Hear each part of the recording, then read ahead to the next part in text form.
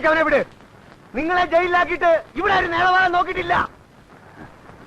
ആരെങ്കിലും എന്തെങ്കിലും പറയുന്നത് കേട്ട് നിങ്ങൾ ഈ കോളനിലെ ആളുകളെ വെട്ടമെന്നാ പിന്നെ എന്ത് ചെയ്യണം? നോക്കിക്കണോ? ഇതൊക്കെ അവന്മാരുടെ പണിയാ. ആ മൂസാ സേട്ടുന്റെ അയാളുടെ വക്കീലിനെയും നമ്മളെ തമ്മി തല്ലിക്കാൻ. നമ്മളെ തമ്മി തല്ലി ചാവുമ്പോ ബാക്കിയുള്ളവരെ അവർക്ക് കുടി ഒഴിപ്പിക്കാമല്ലോ. ഞങ്ങളീ പറയണമെന്ന് തനിക്ക് വിശ്വാസമില്ലെങ്കിൽ വാ, നമുക്ക് തമ്മി തല്ലി ചാവാം. വാ വാ റാവുത്തരെ, കൊല്ലാനാണെങ്കിലും ചാകാനാണെങ്കിലും വാ, ഓടാൻ.